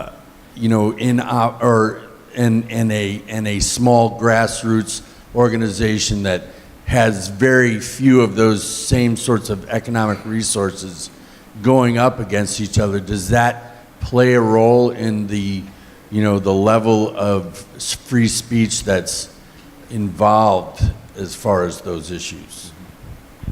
Well, thank you for your question and for attending this evening. In his book, he does not cover this legislation. He touches on, provides examples of when students were protesting on behalf of Palestine and the issues that created in terms of the exchange of ideas and protest on college campuses, but it's very brief, and he doesn't go into this legislation. His overarching thesis is that yes, universities should do both, and he doesn't necessarily have solid answers. He has examples that he puts forth of what I mean by both is college campuses, particularly public, making sure that free speech is unfettered, but at the same time trying to create an environment that is inclusive for students. In his book, he's also not a fan of speech codes. He says that they can be way too general, and that they have the ability of actually either targeting the wrong people or completely silencing speech. And that's what he has found in his analysis on speech codes on college campuses. And that there's, sure. A speech that you can't state, so trying to make parameters around hate speech or the content of speech. And he says particularly on public institutions, that's just not workable. And then in regards to private institutions, he knows that you can restrict speech, but he advocates that private institutions operate on the same model as public institutions because he argues that that's what the university system is for. I'm sorry that I can't speak to that specific legislation. Let's take another question from over here. Okay, I have a question for each of them. So I don't know, how do you just want me to say all the questions and have them? I don't know. Are they you get one theme or three completely different questions? Three completely different questions. Let's start with the first one. Okay, so the first one I got for Craybill. Okay, I had to write this down because I always got so much stuff going through my head and I just forget it all. Okay, so Craybill, I know at the beginning of yours you talked about free speech in private schools and public schools and universities, but you didn't say that much on private. And I wanted to ask that in regards of speech, in a public school, we foster critical thinkers, people that have their own opinions, can have their own ideas and stuff about things that are happening in the world, things that are happening around them. And that I feel like, in regards to that, for private schools, we have this whole idea, you go to a private school, you kind of check your rights at the door. And so, in that kind of aspect, do you think that fosters kind of like-minded or kind of one-minded beings almost?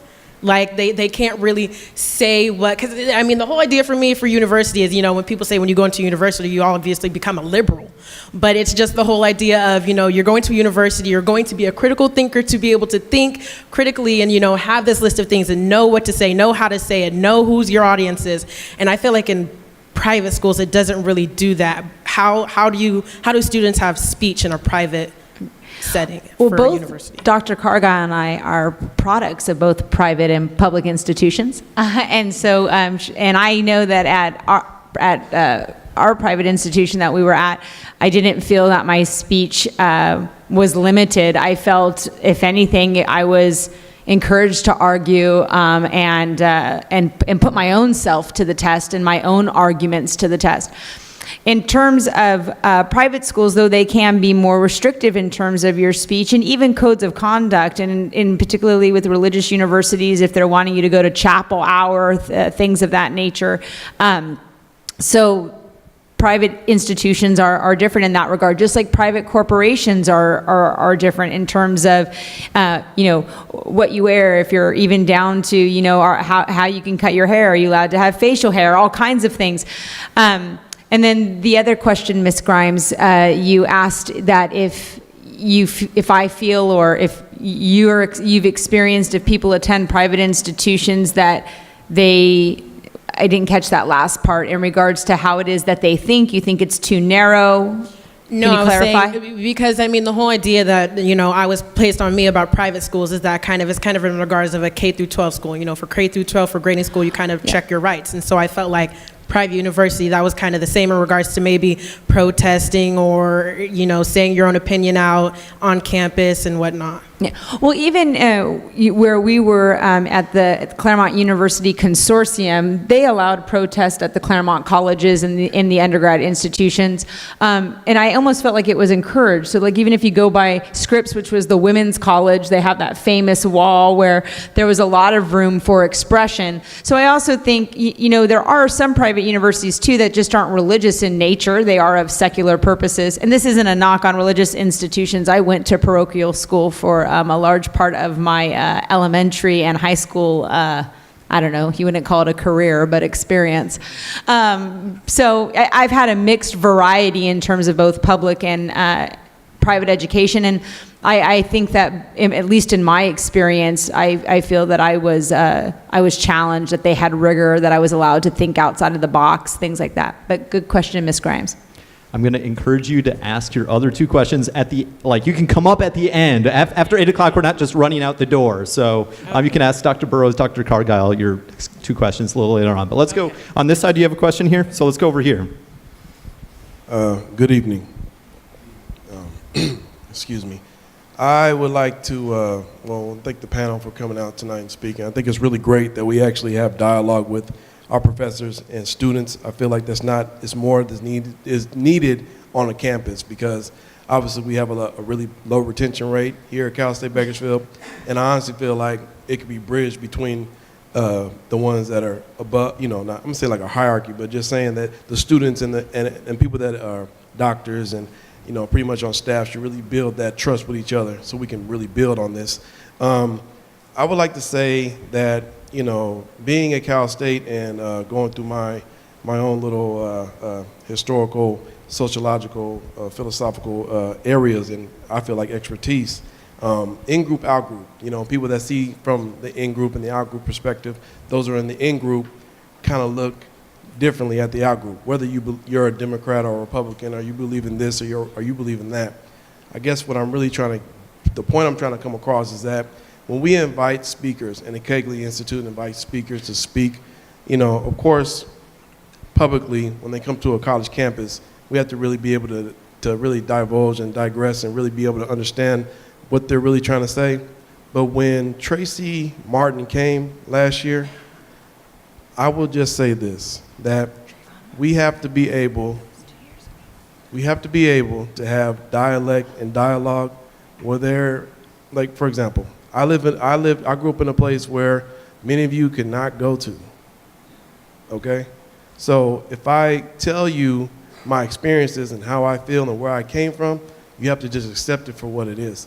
When he came here, the amount of police that were around when he was here, that was just, honestly, it was kind of intimidation. And there should be no intimidation. And anybody that comes here to speak shouldn't feel intimidated to speak on how they feel. When he, usually in his speeches, he really speaks about, you know, the injustices and, you know, a lot of things on political science and just, you know, law enforcement and stuff like that. And many times, American civil religion teaches us that people try to depict and try to put things together in this whole little ball of what America is. And it's up to us to try to really break away that and try to really explain exactly what takes place in society. So I would say that if we're going to have this kind of dialect, whether it be race, domestic violence, sexism, anything like that, that when the speakers do come, let's try to make them feel more accepting and be able to really speak about how they feel instead of having Bakersfield Police Department, including CSUB Police Department, covered around making it seem like something's going to go down when nothing went down. And he spoke beautifully, but there should not be any intimidation for anybody at all. Thank you. So thank you for those comments. I mean, I think one thing we've talked about and one thing I encourage you to think about is the kinds of speakers you want to bring to campus, but that's not just who we bring to campus, but how we bring them to campus. So is that something that you all want to address too? I'd be interested, I mean, I really appreciate the comment. I'd be interested actually if you have thoughts too about kind of what you would like to have seen done differently in that case. My sense of it, I'm not going to speak for the organization of that event because I didn't organize it and I wasn't here when it was organized, so I won't do that. But I would say, I think at least probably some of that is the sense that there were threats made and worry that there would be violence, and so then there is a police presence. And there may have been other reasons too, right? So part of the quandary, I think, is probably that, you know, particularly you saw this in Berkeley too, you know, where there's this huge police presence because of the threat of violence, and in that case there actually was violence.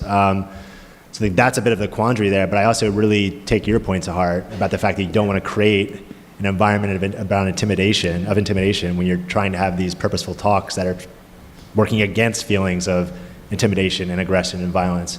And not to put you on the spot, but I'd be interested, you know, in people's thoughts about that. I think that's a legitimate intention, and I don't have an exact answer to it, but I'd be open to thoughts. And not just tonight, but at least speaking for, you know, the Kegley Institute, for our speakers, be very open to feedback from our community on both your ideas on who to bring and then, you know, the environment around those events and things that would help bolster for our community members. So thanks for the point. I think too, thank you, Brent. I think that sometimes the liability issue comes up, and that's probably something that people that are planning those events are thinking about. But I do think that you raise a good point because you don't want a presence that would be intimidating to be a deterrent for students to attend the event. And so I think that what you've raised is something that we all really need to think about going forward and planning those events. I was at the talk that Mr. Martin gave, and it was a wonderful talk, and I felt it was really well received. It was very peaceful, and so I think that you raised some very good issues, and we certainly wouldn't want that to be a deterrent for students or people in the community. Thank you for your comment. I unfortunately was not here yet when Mr. Martin came. However, I would say that, going into what both Dr. Craybill and Dr. Burrows have said, there's always those political calculations that university and administrators have to make in regards to how they secure the safety of the speaker, as well as the audience, community, as well as student body that is going to be here. But perhaps as we think more about tonight and the different questions and the different comments that are made, that have been made, as we move forward and we invite other speakers to come onto campus, being able to fully communicate with students as much as administration can about why certain actions are taken might be also helpful, because then that way students and community members aren't in the blind about why is there all of this the presence by, whether it be the police or any other governmental actors. I would say perhaps just an opportunity, an attempt at perhaps communication and transparency in regards to how some, as opposed in terms of how some decisions are made. Okay, let's take a question over here. First of all, I'd like to say thank you so much for offering this space to have this conversation and this dialogue. As a public speaking instructor, I really appreciate this, and being able to once again have a dialogue that's civil is really important. So I'd like to offer a suggestion. As we consider these opportunities for speakers to come, I think we really need to think about what the purpose is. What's our purpose? Why are we having this conversation? Not that it doesn't need to be had, but what is our objective? What kind of discussions and conversations do we want to have afterwards? Not just during, but after this, when students leave and they go home, they're going to talk to their families, they're going to talk to their community, and possibly have a conversation in the classroom. And so to do this, I think we really need to, as we're considering the speakers, it needs to be a collaborative effort, whether it's with other faculty, whether it's with students. And one way that we can do that is by having a survey, maybe surveying the campus community prior to bringing the speaker. We could possibly, and I know it takes a lot of time, there's going to be a lot of time involved with that, but prior to having the speaker here, having conversations before the speaker comes, so that you can get the feel of the environment, the climate, how people really feel about that particular speaker, and creating these conversations on campus in a space where it's safe for them, students, faculty, and even the community, to have that discussion, so that when you come to this room, you come to this moment, we're more educated and we're really ready to have a more civil dialogue. And again, to create that environment, I think serving the campus and offering that space would be really important. Thank you. Thank you. I think that, thank you so much for your comment and your suggestions. They're all very good. I think one of the things that you brought up in terms of the collaborative effort, and it was something I didn't get a chance to say when Brett posed his question or in comments, was that when it comes to program planning, offering perhaps a space for students, not just students that are in formal student leadership positions on campus, but going out and maybe even in advertising it or seeking out students that who have expressed points of view, if they feel comfortable being on a committee with administrators and faculty in regards to kind of giving their feedback. Because I think sometimes when we make these decisions, we're making them, between faculty, between administrators, or students who are in formal leadership positions, and we're not getting a view of the whole ground when we do that. So I think when you said collaboration, that was a very good point. Thank you. So we're in the last 15 minutes, about 10 minutes left of our time tonight. And one thing I'd asked with these note cards is to think about sort of constructively, where do we go from here? So this is a good point for us to think about before you walk out the door of where do we go from here. So I appreciate the question of thinking about how do we have these kind of conversations on campus. I'm looking at some of the things that people sent up here, and there's a lot of things about guest speakers, having more events like this on campus, things like that. There's one suggestion that we should have more international speakers on campus. I think right now is International Student Week or something, or this week, next week. Next week. Okay, get my dates right here. So another thing of thinking about the more diversity, of thinking about the kind of viewpoints that happen on campus. There's also, I've gotten several things up here thinking about, on one side, there's some saying we need to really emphasize free speech as an institution and that this is institution built around free speech. I've got other questions about, well, how does the university protect students who are targeted about free speech in the future? So we've got a wide variety of sorts of things people have said here. But so for the last couple people, I don't know the kind of questions that you have, but I want to steer conversation in the last few minutes here to think about, where do we go from here? So on this side, you have something you want to think about, of where do we go from here? I wasn't ready for. Yeah, I'm putting you on the spot. Yeah. Let's hear what you say, and we'll see if we can steer it in that direction. Well, I'll try. Well, thank you for the discourse. So I don't know how to steer it. I'm aware of statistic data from the Pew Researcher, the Carnegie Foundation, and reading an NPR.org article on certain textbooks. And those data have revealed that, in general, professors, majority of them on college campuses in the US, have a liberal leaning.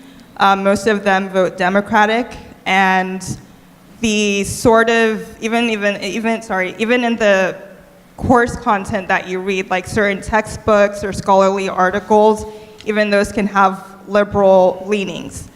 And as well as the media, according to the Pew Researcher, again, it's shown that most news people, especially national journalists, are liberals.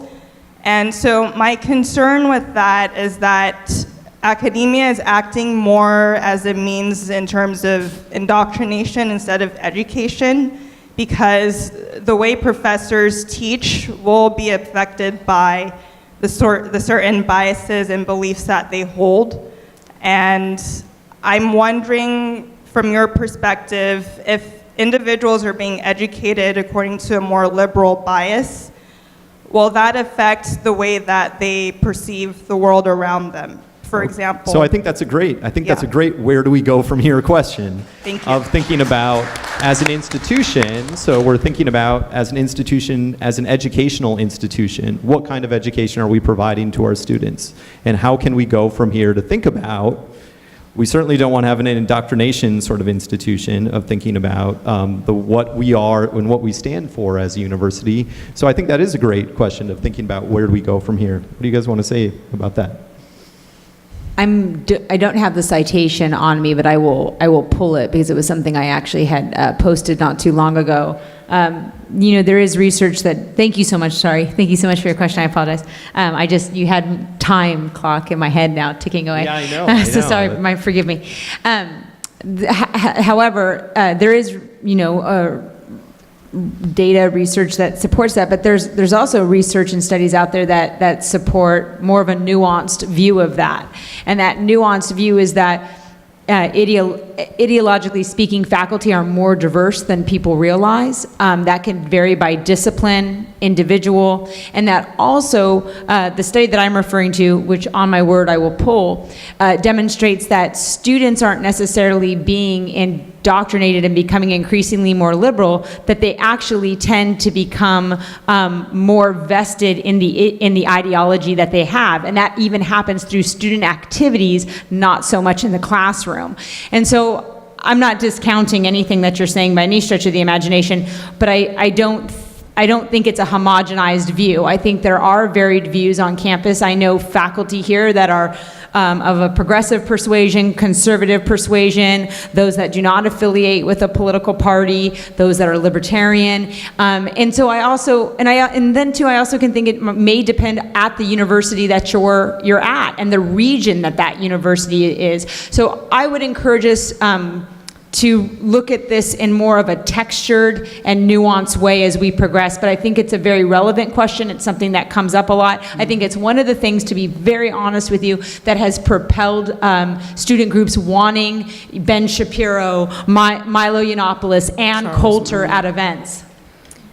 Just to quickly add to what Dr. Crable said, I think it's a great question. Thank you, because yes, in fact, a lot of the reasons given as to why certain speakers are invited to campus is because there is the perception out there that universities are just liberal institutions that are there to indoctrinate. But I know, particularly in the world of political science, so I apologize that I am going to put this in the context within political science. There is research on millennials that is currently happening that is actually finding that, in fact, the beliefs and the ideological perspectives and persuasions that you come to college with are usually the ones that you stay with. So it's not necessarily the case that, yes, it may be that the readings that are assigned in certain classes, also too, something to consider is the topic of the course that you may be considering. But yes, the readings may help a person think differently. However, it is also the issue that 8 out of 10 times people walk out with similar perspectives, similar beliefs, relative to the ones that they walked into college with. So going back to Dr. Crable's point, it is a very nuanced, relationship. I think it's an important topic to discuss because there is to some extent some misconception out there about how liberal the institutions are, when some research will show that that's not 100% the case. Okay, thanks. Thank you for your question. So we're basically right at 8 o'clock, so I'm going to apologize to the other people who want to ask questions. Like I said, we're not going to run out the door right at the end, so we're happy to talk to people afterward. But I also want to mention, so we've got PowerPoints tonight, which we can make available to people if they want to see more information. There's a lot of information on the slides tonight that we can make available on our Kegley Institute website if people would like to see more about this conversation. But as I said, we don't want this to be an isolated kind of conversation that happens once. And I mean, it's a university. There's going to be free speech. There's going to be concern about free speech and people wanting to express different sorts of viewpoints. So we want this to be a conversation that goes forward, and we'll look at the sort of suggestions that you have. And thank you for coming tonight and being a part of this important conversation on campus. Dr. Zorn wants to say something before we leave. I'm Jenny Zorn, and I'm the Provost and Vice President for Academic Affairs here at the university. And I just have two things I would like to say before we depart. And one is that this is exactly what I see a university as being, a university that has these sorts of conversations, civil discourse, that we can provide this space, this opportunity for us to have these discussions and to respect each other's views and to carry on the conversation. It absolutely is what this country needs at this moment in our history, this sort of discourse. So I very much appreciate what the Kegley Institute is attempting to do here and has given us this space for it. When you talk about the future, Dr. Olson, what I see 4 faculty members here that are in their first, second, or third years here at this university. These are our junior faculty, and they are outstanding, and the future for this university is very impressive. If they're in these 4 hands, we're in good shape.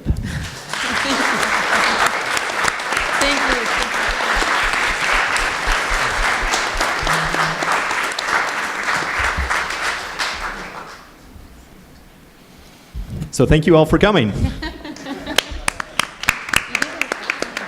Great job. It was fun.